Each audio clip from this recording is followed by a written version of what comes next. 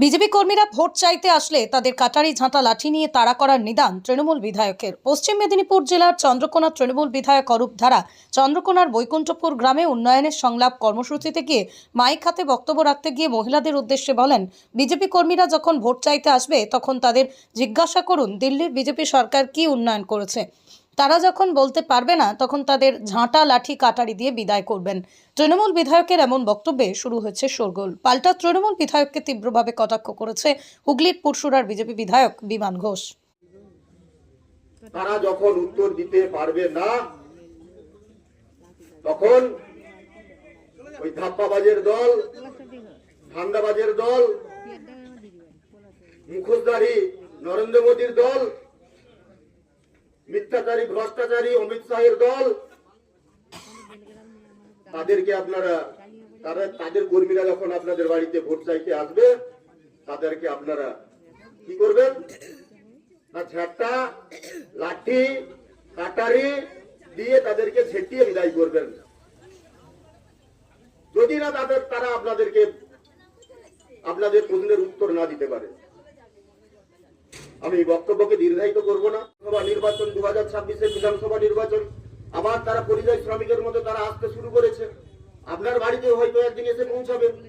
আপনার বাড়িতে যখন এসে পৌঁছাবে, আমাদের যারা বিরোধী দল বিজেপি যখন এসে পৌঁছাবে, তাদেরকে আপনারা জিজ্ঞাসা করবেন যে আমাদের দিদি আমাদেরকে লক্ষ্মীর ভান্ডার দিয়েছে, আমার মেয়েকে কন্যাশ্রী দিয়েছে, আমার মেয়েকে রূপশ্রী দিয়েছে, আমার বাবাকে কৃষক বন্ধু দিয়েছে, আমার বাবাকে বার্ধক্য ভাতা দিয়েছে, আমাকে স্বাস্থ্য পরিষেবা যাতে করে আমার স্বাস্থ্য ভালো থাকে তার জন্য আমরা স্বাস্থ্যসাথী কার্ড পেয়েছি। তোমাদের দিল্লির সরকার আমাদেরকে কি দিয়েছে, কোন প্রকল্পটা দিয়েছে, কোনটা সুবিধা আমরা ভোগ করছি। তারা যখন উত্তর দিতে পারবে না তখন ওই ধাপ্পাবাজের দল, ধান্দাবাজের দল,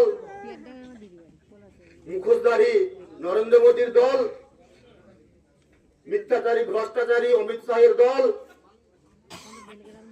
তাদেরকে আপনারা তাদের কর্মীরা যখন আপনাদের বাড়িতে ভোট চাইতে আসবে তাদেরকে আপনারা কি করবেন না, ঝাঁটা লাঠি কাটারি দিয়ে তাদেরকে ঝেঁটিয়ে বিদায় করবেন। যদি না তারা আপনাদের প্রশ্নের উত্তর না দিতে পারে।